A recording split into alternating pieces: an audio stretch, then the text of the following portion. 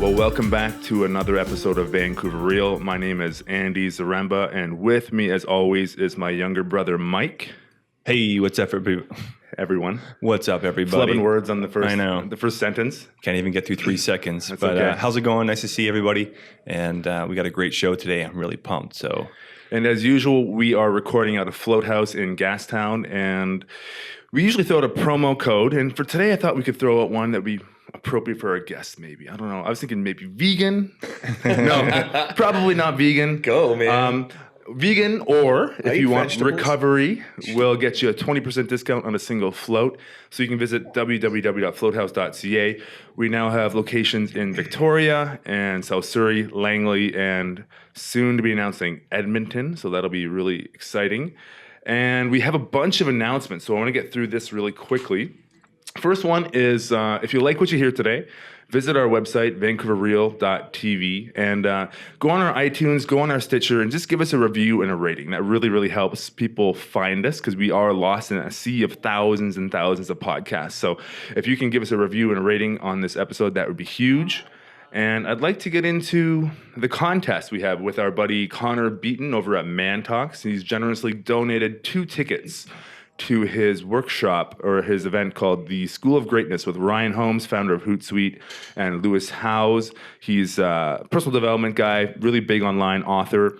And we have stopped giving out the names of people directly on the podcast. However, we will contact the winner on Monday through emails, and we have your emails. So thank you very much for everyone who participated in that, and thank you to Connor for donating those tickets.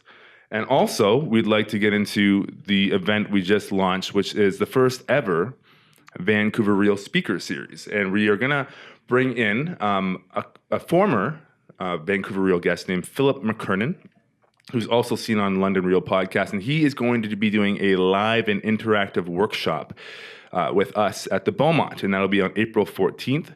So if you're interested in going to that, Philip is a fantastic speaker, author, coach. The guy does it all. He's all about the heart and kind of bringing out the whole person, would you say?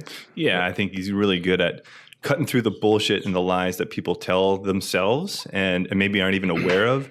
And he's just, like he said on our podcast, it's extremely hard to put anything by him. He kind of cuts through it all like a laser and just, goes right to the core of it. So Philip's awesome.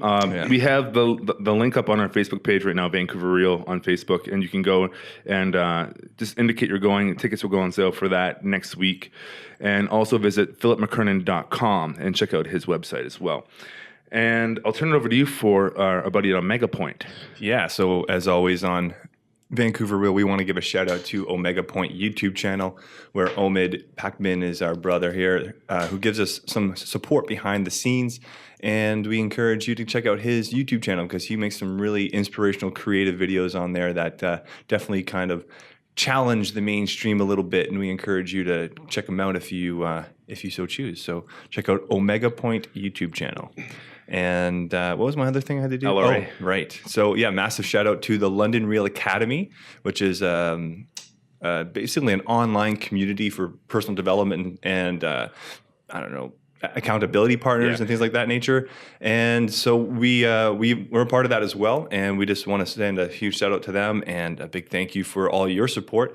Likewise with London Real, the podcast, and Brian Rose, who kind of has started this whole movement behind the Real podcast and the whole global Real podcast movement that we're a part of as well. Every city, there's probably about 24 cities now that have a Real podcast in their city. So we are very happy to represent Vancouver, aka the unceded Coast Salish lands of this nation. So without further ado, back to you for moving forward with this episode. Yeah, and today I am very stoked to have our guest on the show with us today. And we have with us Mark Brand. And Mark Brand, well, you do a lot of stuff.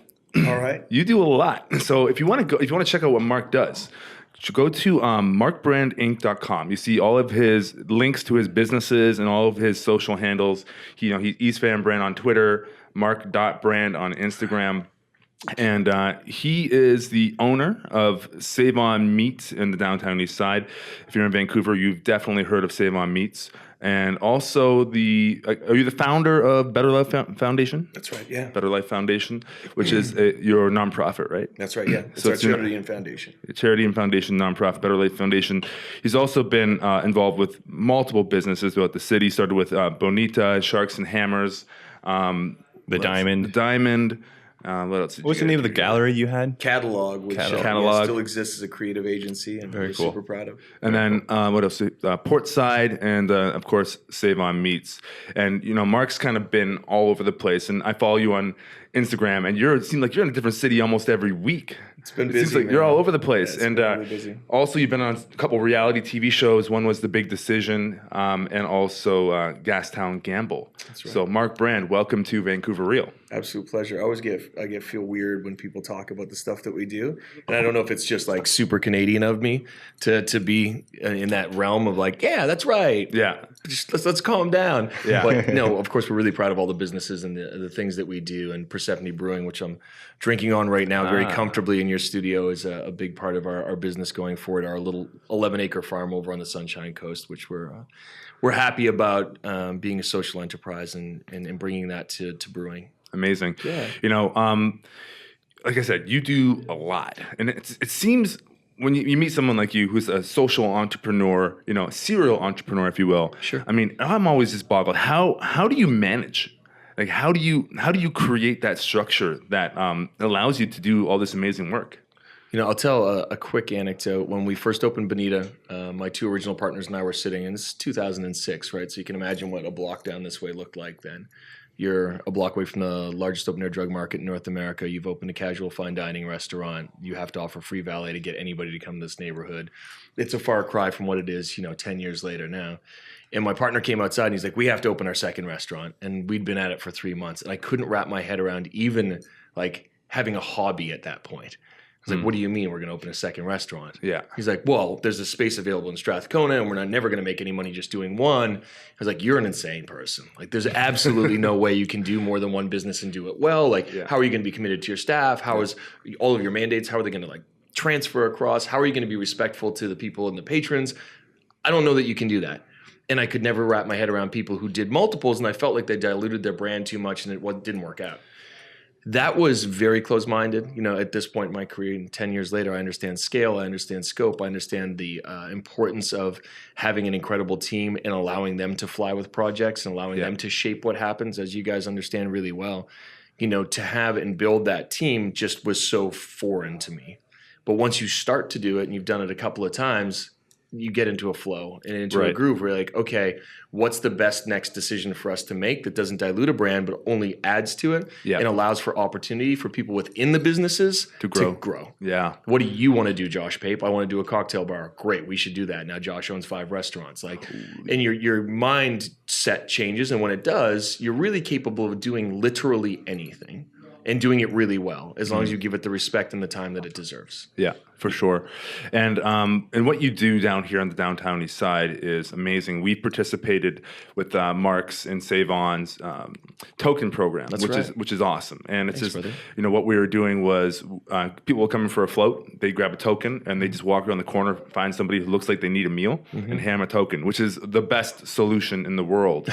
I appreciate you too. Yeah. I mean, it's definitely one. Well, it's a solution well for the downtown east side, for sure. I mean, instead of walking around and giving somebody's cash and you have no idea where that's going to go, you're giving them a token, and it's going to get them a breakfast sandwich, right? Yeah, 90,000+ in 3 years. So apparently it's going all right. Yeah, that's amazing. Was that program something that you started at Save On Meats? Because I know you took it over in 2011 or 2010. And yeah, it's something that we came up with, and it came out of a conversation. I was one of the founding members of the Hastings Crossing Business Improvement Association, and there's a group that came and presented to us, and they said, we're going to create these cards for the downtown east side that have denominations where you could shop at multiple businesses, and we can drive revenue to different places that want to help and be supportive and social. It's like, that's cool, but you don't know how the informal economy works, obviously, because anything with a denomination gets flipped instantly. So folks were shocked and awed. They're like, wait, but my company comes down and buys 100 Starbucks $20 gift certificates every Christmas and hands them out. Like, I hate to be the guy telling you this, but those are sold for $5 of methamphetamines or crack, and then they go in the street market for 10. So the system's kind of fucked doesn't up. work. Yeah. So we and my team and I thought about it heavy, and then as most great creative ideas come to you, 3 a.m, sort of woke up, went, I got it, and texted my designer and said, we're creating this thing, and texted my right hand at the time and said, we need to figure out who can print these for us immediately. Called it the token program, went to market, didn't think about the language, and just did it, like untested, was just too excited about it. Yeah. Tokenism is a terrible part of lingo. Saying something's a token program is also fucking awful. And so I got roasted pretty heavy. I mean, I was on the John Tory show in Toronto. What's while wrong he with was token defending- program? Right? It infers something, and advocates are like, they got gotcha. pretty hot on it. And I mean, the other reason they got hot on it is good ideas alter the balance of power. So in a relationship or in a neighborhood or in a situation, and if you approach them in the wrong way, that power dynamic shifts really heavily in a negative way. And so when they initially get all of this sort of pushback, right? And it's because they don't exist in a vacuum. They exist in a social context. That's what a good idea does. And if people aren't involved in that social context and they haven't helped co-create it, then they're definitely going to push back. So they're threatened by what you're doing. Well, at first they were threatened a little bit. For sure. Well, why didn't you talk to us about this? And we've been down here for 30 years, and PhDs were writing pieces about how we were taking money out of the marginalized hands because when people asked for it, and this is the largest open air drug market in North America. A lot of the money goes to, if it's $1 million a day business, it stands to reason the money's going to the wrong place. Yeah. So if we can help just get some sandwiches out, and more importantly, you don't have to participate.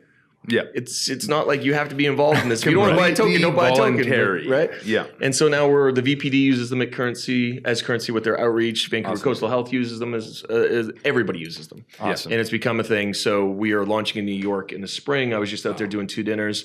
They're really excited about the flip that I've come up with to work with hot dog vendors and shawarma vendors and other vendors who are coming from marginalized situations themselves, who care about, by denomination, generally people who are marginalized. That's great. I mean, it's a convenience factor, right? Of course, man. And it's also another revenue stream. Yes. Like if you're out on the street slanging dogs all day, not bad when you've got another 10, 15% of business coming in from people you're hanging out with anyway because you're on the street.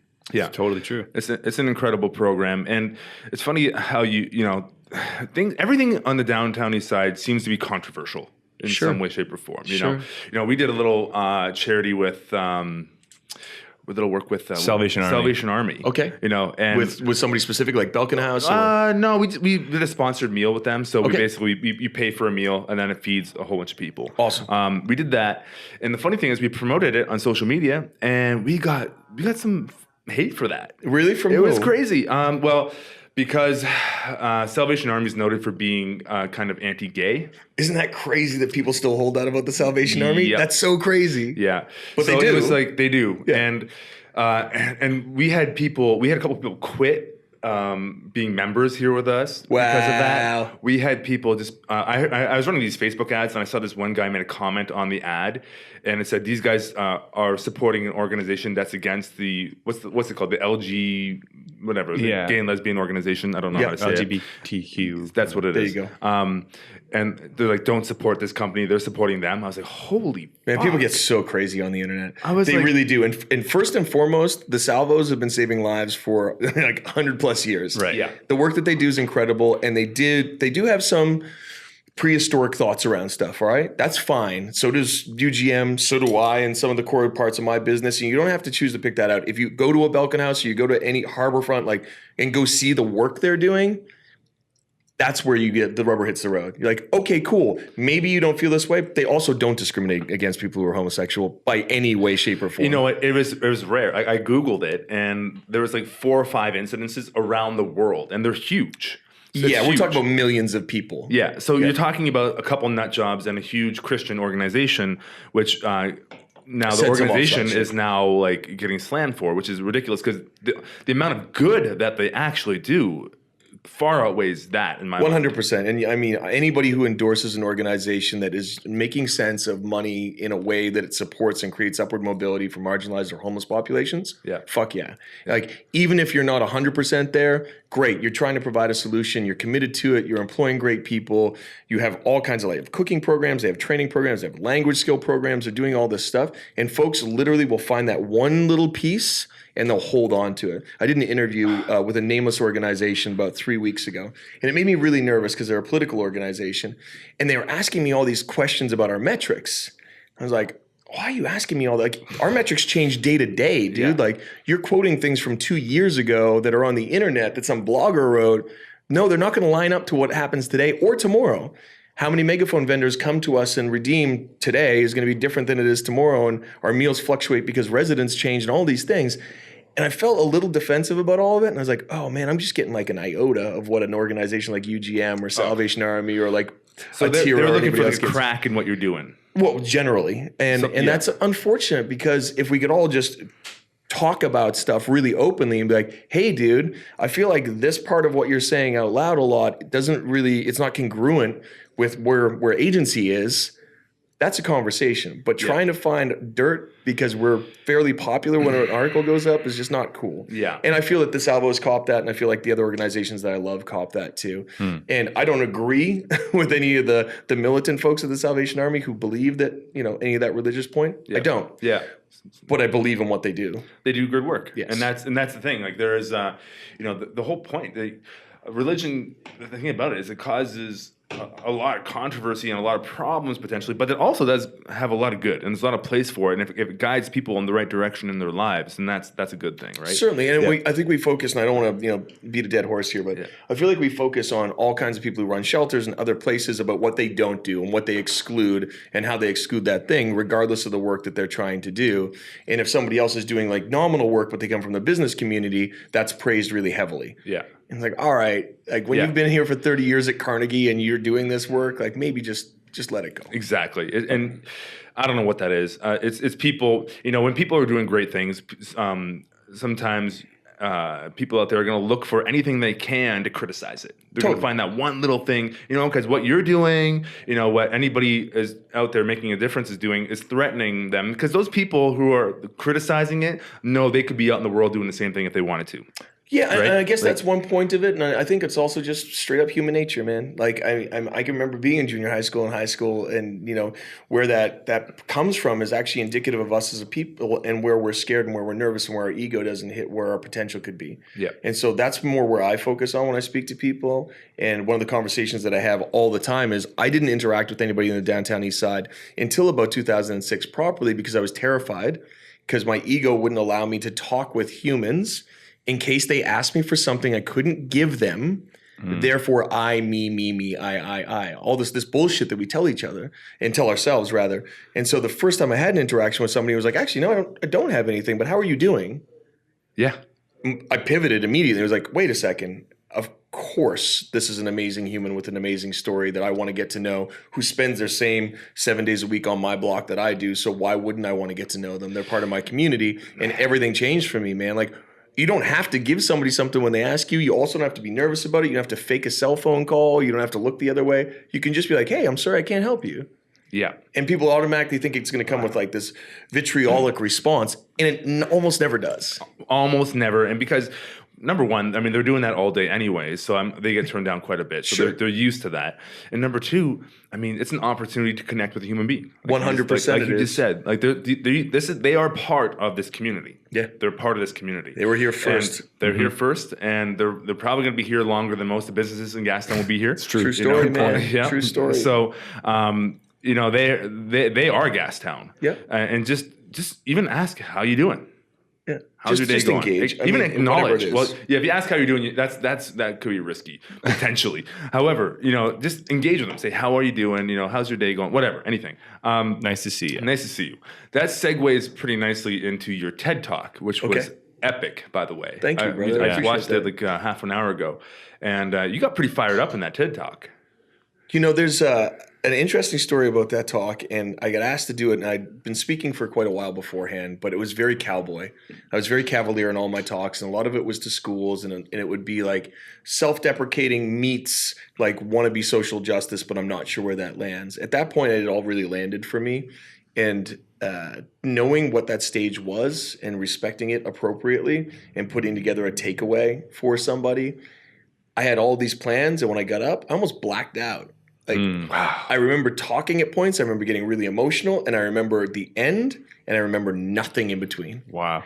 And it wasn't because it was rehearsed that heavily, it was just because I was in such a deep flow in my passion, in my purpose, that I watched it afterwards and was like, who's that guy?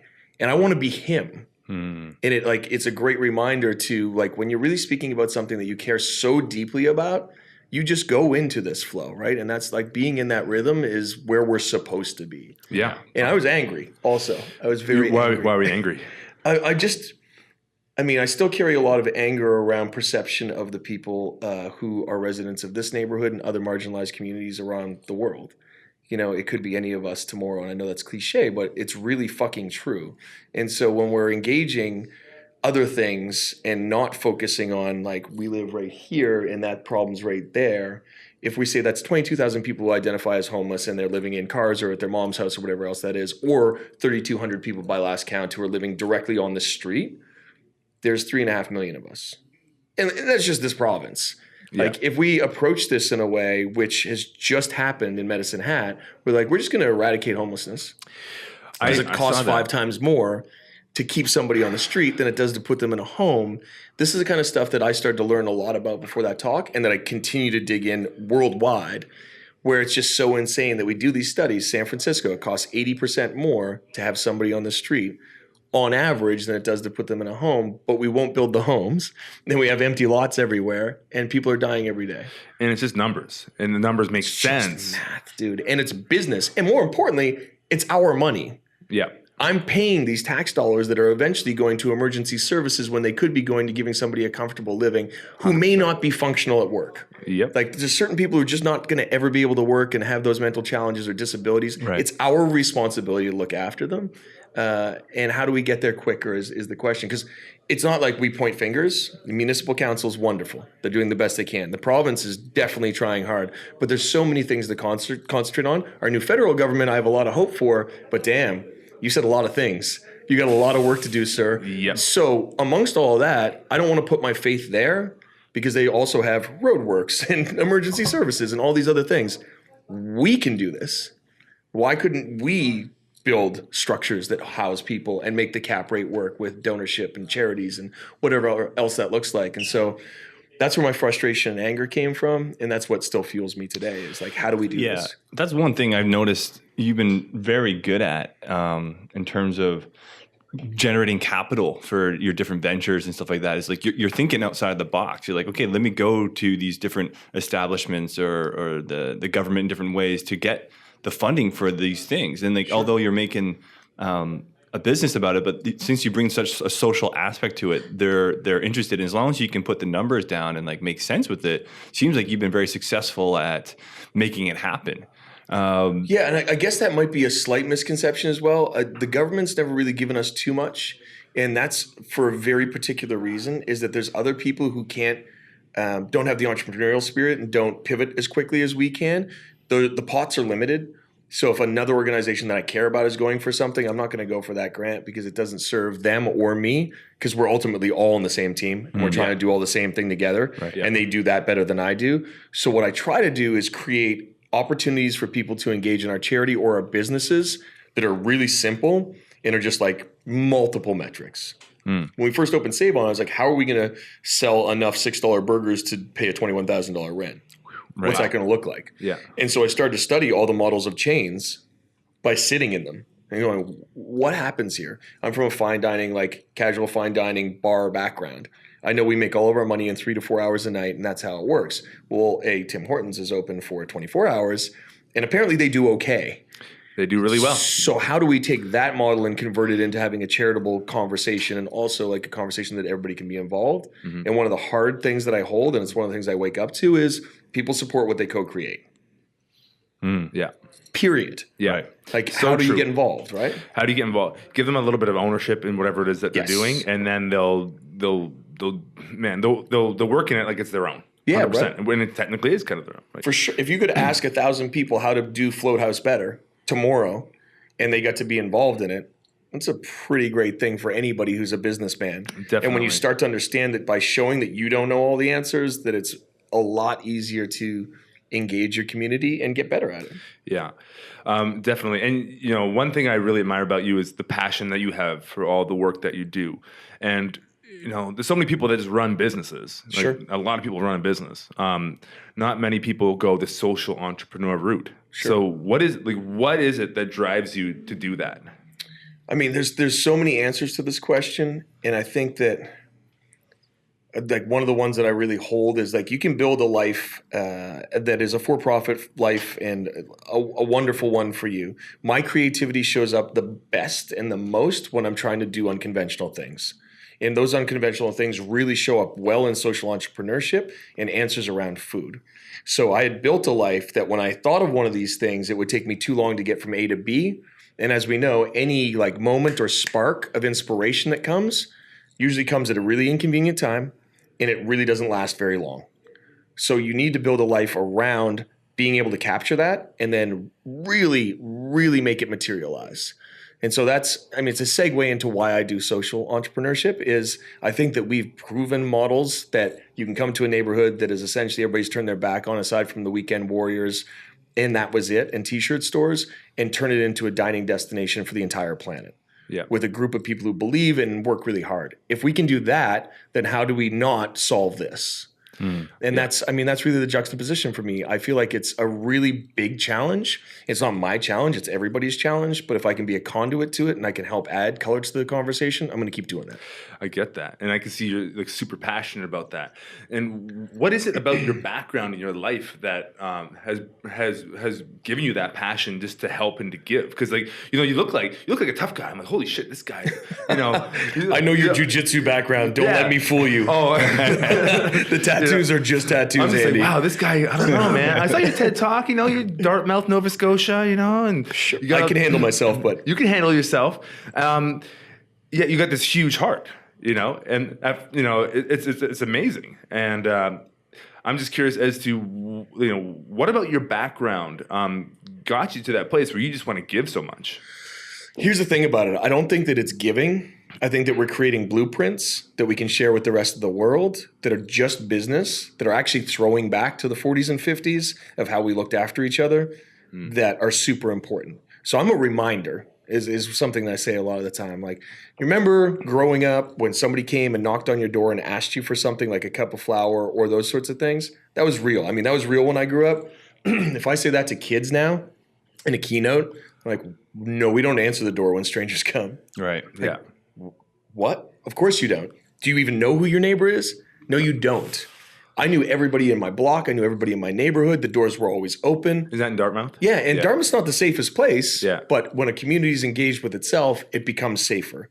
And it also becomes like a much more caring and inclusionary space. So true. I mean, like, if even for the aspect of like, your neighbor's kids, you see the kids off doing something kind of dangerous. Maybe one of the neighbors is going to jump out and say something, protect them, as opposed to just let them do whatever they're doing, right? Yeah. So I mean, that sort of influence, and then getting to see struggle at a very, very visceral point. I spent a bunch of time in Nigeria with my dad when I was a teenager, and I saw some really messed up stuff. And then I realized that our problems were actually quite small.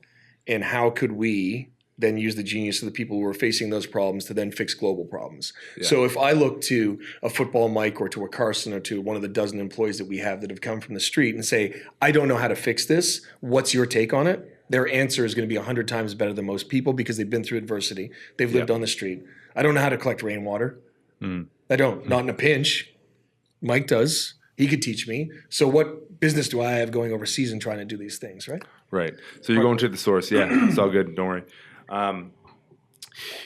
One thing, just to switch gears a little bit that you touched on, was you talked about that spark, that creativity, and being able to capture that. Yeah. Is there something you do that brings that out, or is it just like you're in the shower one day, you're at work, and all of a sudden some kind of inspiration hits, and then when that hits, what do you do? Do you write it down? Like what's your process there? Multiple things there. And I mean, any creative who's been able to be successful in creativity and then make that a real form does understand that it is almost a randomized process. I think that we fail ourselves the most as creatives when we sit down and say, I have to get this done. We're like, okay, I have to make this song. I have to create this design. I have to draw this thing. I have to do that. And I have hundreds of artist friends who this is their process. They're like, I'm going to lock myself. I'm going to do this thing. That's not where inspiration comes from.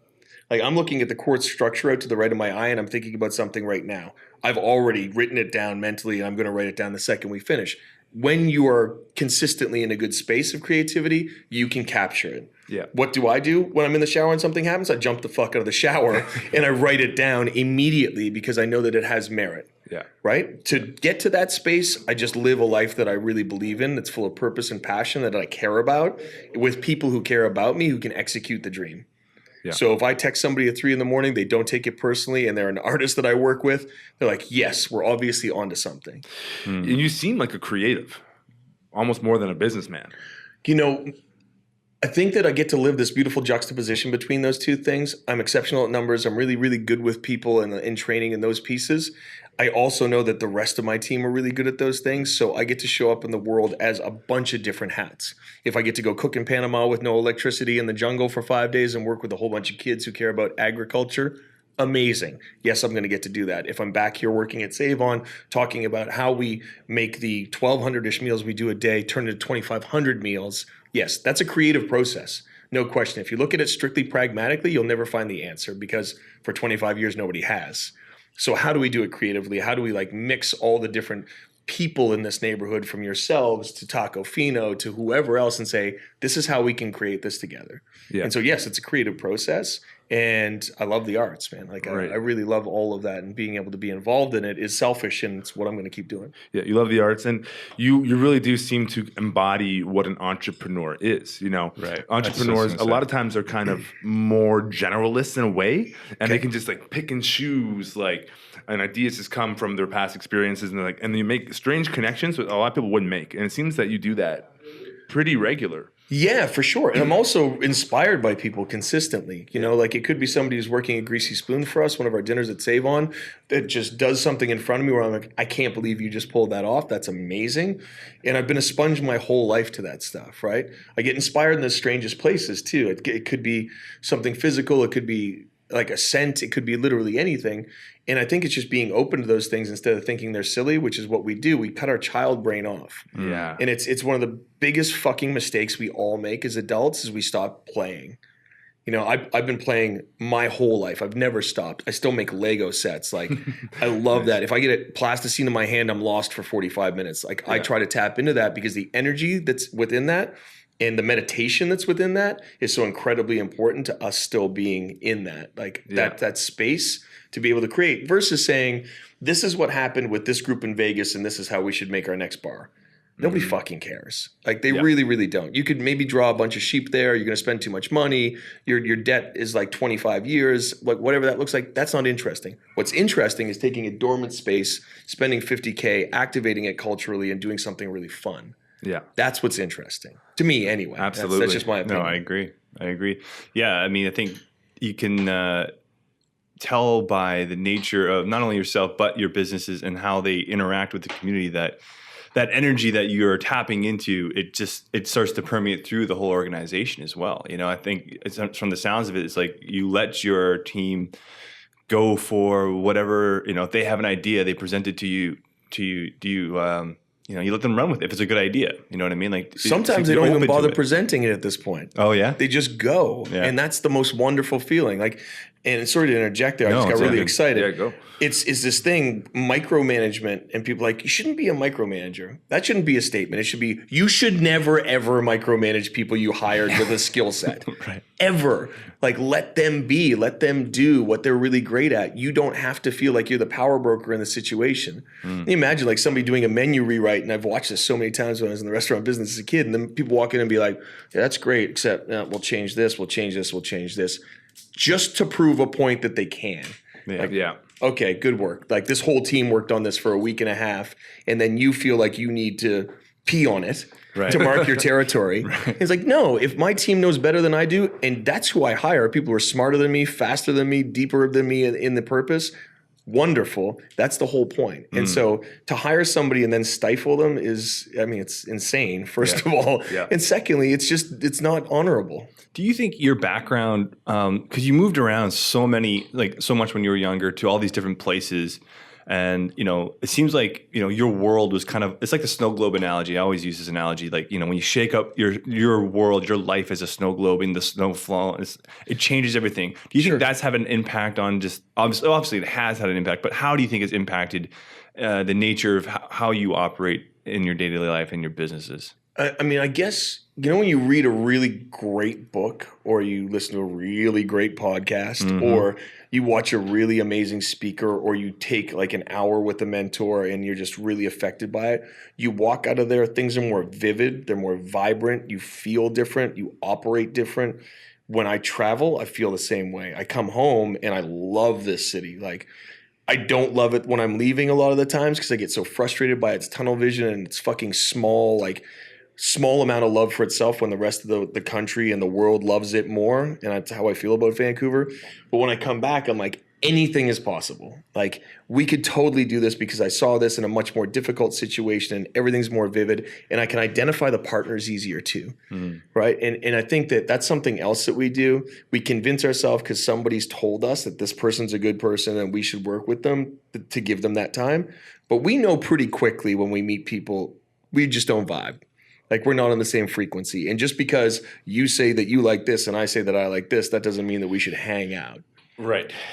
Yeah. So I get a lot of clarity when I travel is what I'm saying. Totally. And especially around people and other people who are so dedicated to making this planet a better place. Let me go into that question, the statement you made around Vancouver and the tunnel vision and how you say most of the country loves Vancouver more than Vancouverites do. Yeah. What do you mean by that? Yeah, I mean, really just that. And I was having the conversation yesterday with one of my favorite people who I won't throw under the bus right now. But it was like, if Vancouver could just love itself as much as the rest of the world does, like the rest of the world has now in the last 7 to 8 years decided that Vancouver is an international destination. Yeah. But we just don't show up like one. Like, we just don't. We don't. Like, when people come, we're like, yeah, this is pretty okay. And this is pretty okay, and Whistler's amazing. Like, cool, that's a fucking postcard with nothing on the back. Yeah. No, it's not pretty okay. There's so many people to celebrate. There's so many things to show you. There's so much adversity that we go through. We are like out of control, surviving against all odds as independent business people, as like youth, as artists. Like, we're way over here on the scale. It's true. Like, rent is going to be $1,500 base for anybody. That's insane. Like, look at a Montreal against it, and I don't want to get into the rent debate, but people still do it, and they care, and they stay, and they fight for it. And then when people come, they're like, I hope you like it. Like, I fucking hope you like it? Yeah. Well, look at it. Like, Yeah. look at what we're doing. It is truly a gem. Do you want a restaurant recommendation? How long do you have? Right. Like, Yeah. I hope you're here for 3 months because you might get to scratch the surface. You want to see galleries, independent. Otherwise, you want to see incredible businesses. Want to go for, like, all of this stuff is here. Yeah. And I just don't think, and I don't know if it's the humility of Vancouver or people are just not comfortable bragging about it, but I feel like it's the same thing. I feel like it's a bit of a humility thing. You know, there's kind of like the West Coast attitude of like, you don't want to talk yourself up too much and being a little humble, which, I mean, there's something to that, but this city is fucking amazing. It's incredible. It's a world-class city. So your beef would be more with like just the general attitude and like maybe we're not celebrating the city the way we should. If you go to New York City and you sit down at a bar and you say, where do I go next? There's not enough napkin space for the person to tell you how many incredible things to do passionately and seriously. We do that as independent restaurateurs and bar people, but I just don't feel like the outward-facing media or groups that are in Vancouver understand the depth of the talent and like the skill sets of people doing stuff here. Like, oh, you want to go on a brewery tour? No problem. We're maybe now third to Portland. Like there's independent breweries. Yeah. We could hit one with a baseball like 4 times if we just stepped outside. Yeah. That's fucking crazy. Yeah. Like we should be a brewery capital. people go to Portland for that. You should be coming here. And just while you're here, if you like to surf and ski in the same day, that's also something you're welcome to do. Right. So you're saying what? the way they're What are you talking marketing about? the city. The way that I think that we're all kind of playing it down a little bit. I just don't think, like, I go out and I fly our flag as hard and as loud and as obnoxiously as a lot of people would say as I can, and I don't give a shit. Yeah. Like, I believe in the city and I believe in the people in it, and I know that we need that push because there's, I don't know, 150,000 casual fine dining seats in my industry in like a 25 block radius here. Yeah. Like, how do you fill those seats when there's only 300,000 people downtown? We need people to come and love and support what we do. For sure. And, you know, on the other end of that spectrum of bragging about the city, which we fully should because it is an amazing city, we are getting so much foreign investment, especially in real estate in the city. Yes. And, you know, around younger people, they're really having a hard time with affordable housing. Right. And that's real. Like people are talking about how there's nothing for them in the city. Like, you know, around our age group and younger are talking about leaving. They can't afford to buy a place. They can't get great employment. You know, what do you think about all that? How do you think about, you know, what's your opinion on that situation? I think that one begets the other. So, you know, I've thrown hundreds of going away parties for some of the most brilliant people I've ever known in my time here, in my 11 years in Vancouver. And every single time it sucks even more. It's like, I'm going to go to Berlin because I can live and kill and people really understand my art and that's what I'm going to do. And then I'll probably end up in like New York or Toronto. I'm like, people understand your art here. We just haven't done the right, like we haven't marketed it properly. We did this really cool thing. I think it's really cool anyway. Yeah. My good friend Chris from Hot Art Wet City, my favorite gallery in the city, him and I got together and came up with this concept called Receipt. And we created this show around it called Receipt. And people were like, what is that? And he got about 30 artists together. And I took dining receipts and club receipts and priced all the art with it. Literally put them on the wall. It's like, I went to Joe Forte's at happy hour and did this. And that's how much this piece of art is. So people could draw the direct reference. Next to it, we had how many drugs you would buy for X to own this piece of art. Knowing what that would look like and trying to draw these comparisons for people and say, hey, this is Andrea Hoog. She's incredible. This is a $250 piece of art. But it's $262, which is a diamond receipt for 4 people on a Friday night. Mm-hmm. So you should be involved in this. And I think more of those organic conversations that change perception will keep people here and also make people engage more. Like if you're going to go on Amazon and drop $400 on like oven mitts, that's fine. Like I also am addicted to Amazon. I get it. But there's art shows, there's like all this other stuff happening that you should just get out and support. If you do, we'll keep more of our people. Yeah, and I mean, because then they can afford to rent. Folks don't even mind living 4 to a house. Yeah. They want to struggle and they want to do it in a city that they care about. And make no mistake, every single person who's left this city did it begrudgingly. Sure, yeah, for sure. I would imagine you so. Know, and I spoke to a guy on the weekend who, you know, from Alberta. He's living here now. You know, the rest of the country in Canada, they're pretty fucked. You know, economy wise. Okay. You know, and Toronto and Vancouver seem to be the bubbles in that. You know, on a bigger scale, you know, with what's going on with like, you know, the pipelines and things of that nature, and you know how hard the dollar is crashing now in Canada. You know, how do you? I don't know, man. Like, what would your stance be on like the pipelines? You know, where those pipelines would definitely help the economy, and the rest of the economy is definitely suffering. Sure. Now there is huge environmental risk to building those pipelines, and who knows what could happen, what catastrophes could happen. Like, where would you stand on something like that? I mean, I stand in 2 very distinct places on that. One, I don't think that we ever look at anything in a long enough term. So we're not talking about the pipelines over 50 years. We're talking about them over 5. Mm-hmm. And is the environmental risk worth it to me? No, it's not. Like I don't want to ever worry about how many sea life populations are being threatened by this already. How many orcas are out here in this bay? Like when you start to understand those numbers really tightly, you think, okay, that's great. That's a quick fix for your 4-year term. Is that going to actually be what I want my great-grandchildren to be around when there's literally nothing left? No, it's not. And again, educated on the subject, don't want to talk about it that way. What I'd rather talk about is in this neighborhood right here, when the recession hit, when we opened all of our businesses, what we did was went door to door to everybody else and said, if you're going to spend your money do me a favor, spend it with me, and I'll spend mine with you. So in 2008, that's what you did. Yeah. When, I was like, hey, livestock, hey, guys, like, I'm going to buy all my stuff here. If you're going to take your girl out for Valentine's Day or for a nice date, please bring her here. Let's treat each other with respect and keep these businesses open, because all of our cash cows are gone. Yeah. So if we could take that kind of a community scope and look at the country, where we're saying we're sending this much money to Montreal in tax laws, we're sending this much here, and this is going here, and nobody's respecting the same thing, well, we're not working as a true community. And if we were working as a true community through province to province and also federally, like just overall, I don't think we'd even be having this conversation. I think that we'd be able to share enough resources to figure it out. And I think as Canadians, we're able to do that. I just don't think that the system is in play yet. And that it's really important that we find it. I'm not trying to divert from the question at all. I just think that if we could set some stability, that a lot of people would get on board. And I think our generation and everybody below us would absolutely participate in something that was more of a sharing economy.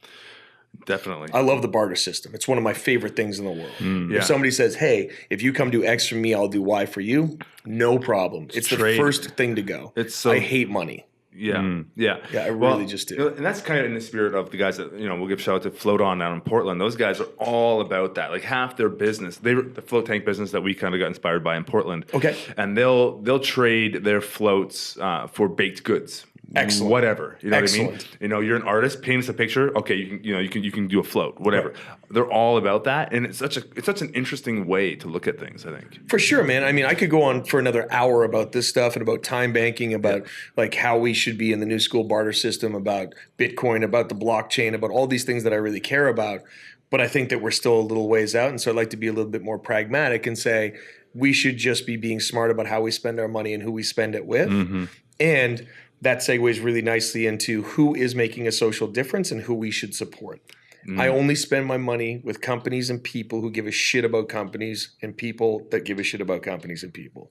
So you're talking like B Corp stuff. B Corp stuff, great. Like we're B corporations. We were some of the first in, best dressed. We love that. I've changed the mandates of my companies to specifically serve the planet. We were already doing it. Now it's in stone. We can't make decisions against it. That's great. What I'm really talking about is larger scale corporations who say they're doing CSR and they're not, who are not engaging their staff or the public or anybody else around when they could very readily be doing that. And I know that within the next 3 to 5 years, if you're not doing that and you can be vetted in one push of a button, you're done.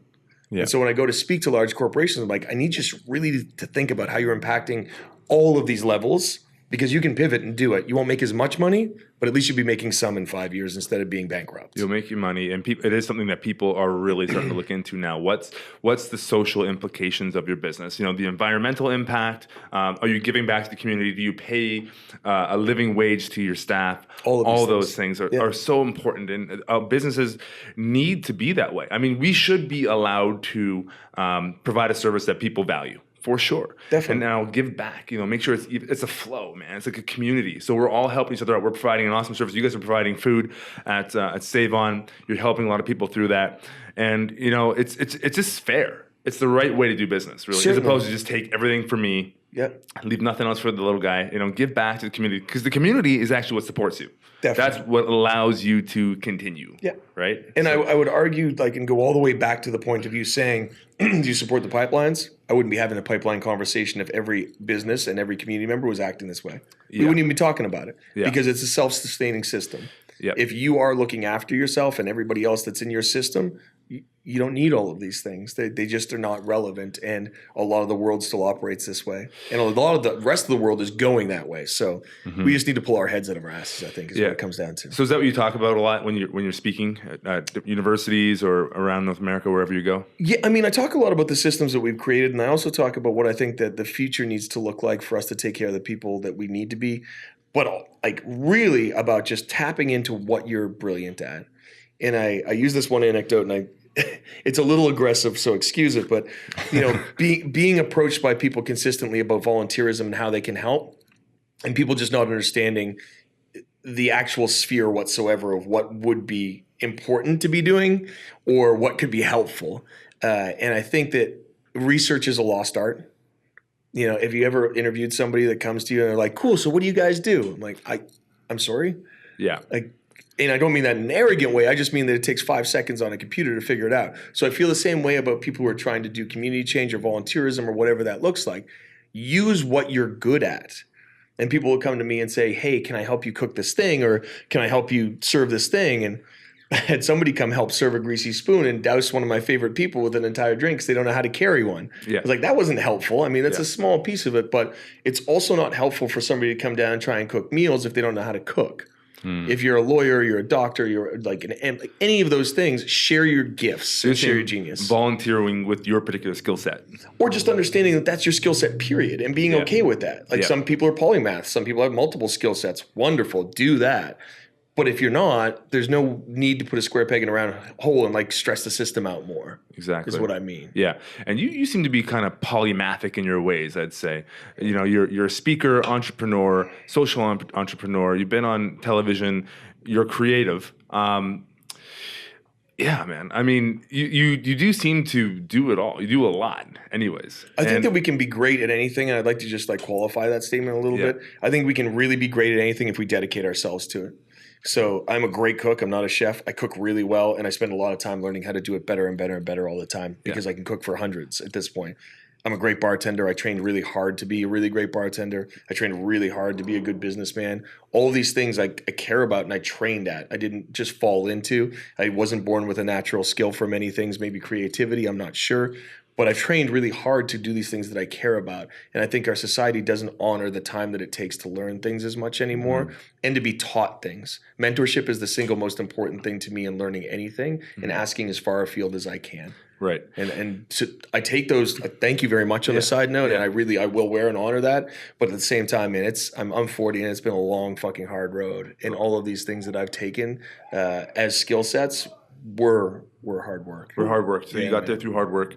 And even again, like the speaking, like, you know, when I watched that TED Talk of yours, you seem like a natural on stage, and you're one of those charismatic guys that just can draw an audience in. Is that something that you've worked on yourself with, you know, with the acting, with the reality shows, or is that just something that you're just being yourself, you're being you? Yeah, and to be completely clear, the reality show itself wasn't an acting gig. It was more of a group approached me who were good friends of mine and said, hey, we really want to shoot this thing with Save On because we think the world needs to see it. I was like, cool, these are my things. You can't stop us. I can't act. We can't script it. None of these things can happen. And the show happened regardless because of the context of it and because the Oprah Winfrey group believed in it, which is kind of hilarious to begin with if she had ever seen me. And fuck yeah. We have 8 episodes of exactly what happened there without any embellishment that we get to have for the rest of our lives. With speaking, I've always enjoyed being able to channel my inner passions. And when you're telling the truth, it's really easy to talk. Is what we say to everybody. So when I coach people in speaking too, when they're about to do something, like, just don't lie. Don't bullshit anybody and you won't mess up. Yeah. It's really easy to talk about the things you really care about and who you are and where you come from. And as long as you stick to that script, it's in here and it's in here and you can never make a mistake. Yeah. Right? So when I publicly speak, I go all over the place, man. Like, I've got an idea of what I'm going to do when I get up there, but my favorite part is hanging out at Q&A. Yeah. Because I don't want to hide anything. I want to teach everybody the most, like, of the best of our failures and how we've done them and what made us better and how to create better communities and those things. That's just sharing. That's just hanging out with a dude at a bar, essentially, but it might be 2,000 people. Yeah. Right? And how do you have that interaction that creates dialogue for you that you can take away and enrich what you're doing? What do you think was one of your most memorable speaking opportunities that you've had? Oh, man, that's a huge question. I mean, TEDx was great. I've got to speak in front of some pretty enormous audiences and some really diverse audiences. But I think the one that's resonating for me right now is I got to go to Edmonton about 3 months ago and work with 6 different high schools that came together around food security. And so my role in that, it was about 150 kids, I think, altogether, and they were broken into groups of 8. And we were approaching food security, how schools can be better, like feeding people nutritional stuff, like what the future of the planet looks like, eco agriculture, all of it. And I made the biggest mistake that I think I've made in assumption in going to a talk, which was I'm speaking to high school kids. They're not going to know what I'm talking about or where I'm coming from. And they served me within about 2 minutes. Wow. They're like, obviously, moving along. It's like, yes, really? Or is this where we're at? Because fantastic. And excuse me. And that was really memorable for me because we went from a talk immediately to a deep dive. into, okay, tell me about it. And it was this huge multicultural room of people from everywhere, from Ghana, Nigeria to like Iraq, Iran, like everywhere. And it was really memorable for me because I got to take away 400 times what I put in. And that was a big lesson. I was talking about this as well the other day. It's like working with students, the word almost doesn't even translate at this point because I feel like the student every time I talk to kids. Mm-hmm. Like I walk in and you can channel that feeling, but kids are so in tune right now. The energy of the planet, what they're trying to do, how much we're fucking it. Like they get all of it. And so that's my favorite thing to do right now. The corporate engagements are great because I don't think they ever know what they're getting into. Yeah, exactly. Like, oh, I heard this was great. My assistant said it was fantastic. We're going to get you on stage. And I get on stage like, oh, shit. Uh-oh. Yeah. What did we do? A truth bomb. It always turns out well. But yeah, for me, kids. Yeah. What would you say to maybe that 21-year-old right now who's maybe getting ready for some midterms and cramming, but maybe listen to this podcast and maybe aren't super, inspired by where they're going, they're kind of along that path of just going to university or college or whatever they're doing just because they thought that's what they should do. What would you say to someone like that, or maybe share something from your past that I know you did go to university, but you kind of stepped out of that pretty quick. A couple of them, yeah. Yeah. What would you say to someone like that, man? I think that, the process you need to trust. You really need to trust the process of like whatever it is, even if you're not that interested in political science right now and you happen to be doing it, the process of being able to learn and study something and entrench and like cut those channels into your brain is much more important than the subject matter. Yeah. And once you learn to do that, you can learn anything. Right. Literally, if you want to do advanced algebra the next semester, you're there. Because it really is a part. Our brains are there already. It's just a matter of you being able to communicate that way and how important that is. And the secondary part is the community of university and the community of college is things that I'm sure we all have friends still from that point who like rode with you and like you got to know really well if you're doing sports or whatever that looks like. It's wonderful. And then if you're not feeling it, change what you're doing. Like really don't feel like you have to finish a degree based on something. Switch your major, switch your minor, switch it up until you feel comfortable and that you're in something that you care about. Yeah, is cool. What I would say. And follow this and this. So you do a lot of businesses, lots of speaking. What do you do for recreation? What do you do when you're not working? Okay, if you consider it work, what do you do? It's a really interesting question, man, and it's one I'm struggling with right now because I don't do whatever that is enough.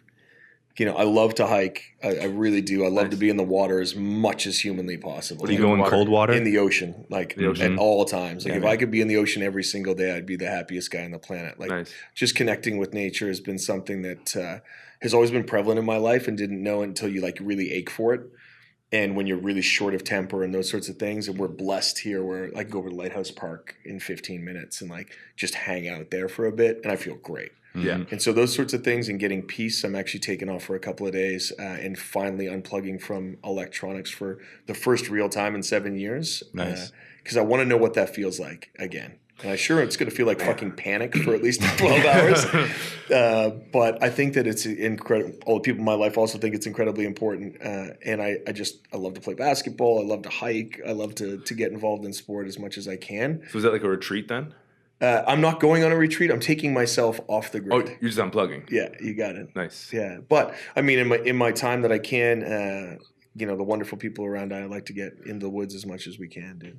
Yeah, and enjoy this, and that's one of the reasons we live here, or anywhere else. I mean, do that in Nova Scotia. I can do it in rural Ontario. I can do it wherever. Nature's everywhere, man. It is, and it's so important to our being. Yeah, I agree.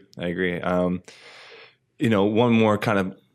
Retro kind of question there. And actually, Brian Rose does this one a lot. If you had advice to the younger self, maybe the 25-year-old Mark Brand, what would you tell that young buck who's maybe fired up about some stuff or maybe not, wherever he was? What would you tell him now that you're 40 years old? I've approached this question in multiple different ways, and I think the most honest way to approach it is it's going to be all right.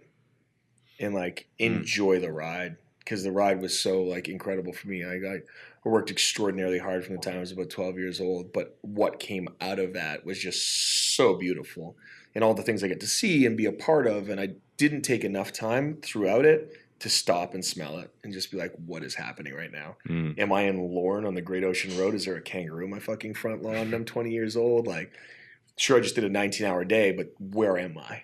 And to be able to understand that with your skill and with your genius, you can travel anywhere and do anything, but you really need to take the time to soak it in. I think that's the best advice I give. And the secondary one is you're ultimately all powerful. There's nobody that I haven't seen come back from like the worst of the worst and believe in themselves and get to a place that's incredible. And that's the people we work with on a day-to-day basis too, who consistently inspire me to know that that's a universal truth. It's not like, hey, you can do anything. It's not Tony Robbins saying that. It's like, no, you just can. Right. You can literally be whatever you want to be. Without naming anyone in particular, or maybe you want to. Sure. Is there any story like that from any of your employees that Save On that rings a bell that just like that blow you away? Yeah, I mean, there's so many for me, and I'm the one that's resonating the most with me right now is just because I'm so proud of him. Is a guy by the name of Carson Matthews who came to us. I think he was literally fresh out of jail. He heard me speak on the Jeff O'Neill show, and I said, I'm hiring.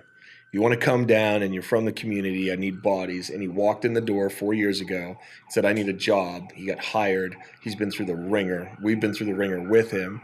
He had got accepted to be a social worker this year, essentially, is an incredible prep cook and like a pillar of his community and turned it all around. Like literally fell a bunch of times while it was happening, but is so well-spoken and just really gives a shit about what he does every day. And he makes a huge impact on our business and the other people that work there. And I mean, I'm focused on him right now, but there's dozens of stories like that for me. So let me ask you that. So you coach them along when they're in your business. First of all, that's awesome that you bring people in like that and give them a second chance. Secondly, do you work with them personally to help them turn their lives around? Yeah, and I definitely work with them personally, as much bandwidth as I have to work with them, but my entire team is on page. And I think more importantly, they work with each other. So Carson will call somebody else out who's in the program for like not handling their business and vice versa. And that's where the static happens. That's usually where I'll have to step in. But my executive chef, Joseph Kennard, right now is killing it. My managing director, Ash, has been there for 3 years. He's on the ground doing it all the time. Like the people who are working on it, it's such a, it's a cluster. So let's say like your company culture, essentially. Definitely. Yeah. So what does it require from me? It requires me to step in once and again and be like, hey, remember 3 and 4 years ago because nobody else was here? We need to talk about this, and this is how I feel that you could be excelling and how I think that's happening. And when that conversation happens, it's mirrored every time, which is the greatest gift that you can ever have. Yeah. And yeah, the one thing, couple things. One, you can tell how well a business is run typically by how happy the employees are that work there. Certainly. And also, two, that also is a reflection of whoever's running that company, who's at the top. Sure. So, I mean, you know, obviously what you're doing at Save On, all those great things, turning lives around, giving back to the community, that is simply a reflection of you. And that's what you're doing. Yeah, and I'd like to share that because the shoulders are wide in the company and the people who have like rode for it and been and gone and all of those things have been so important. And I think that, you know, the truest reflection of a company is, are you still hitting your metrics and are you still open? That's a big one. You know, like, are we still there? We're at 43 West Hastings Street and like at ground zero. And we've been there. Construction started 5 years ago and we're still there through multiple lawsuits, through all kinds of different like adversity pieces, through trying to hack a system that just is not easily hackable. That means that it's that important and that people care enough to keep it going. So you say hack a system. What do you mean by that? So we hacked a butcher shop. We walked in and said, how do we then take this system and break it into all these different segments that don't exist in the world and some that do and make them work intrinsically with this neighborhood? And we're still hacking it. Like we'll still continue to create programs out of there as a social incubator and push that boundary.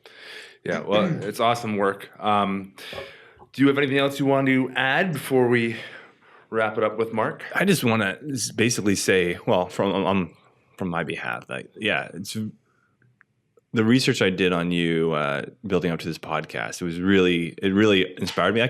I knew the story, but not too much. You know what I mean? When I started to dig into it, I was like, fuck, man, like this guy, I really admire how much stuff you do, you know, and the stuff that the shots you take and the work you've done and continue to do. You just keep pushing the envelope. And that, for me, as an entrepreneur, as a young entrepreneur, still trying to find my niche, it was really inspiring. So I want to say that to you. I appreciate you.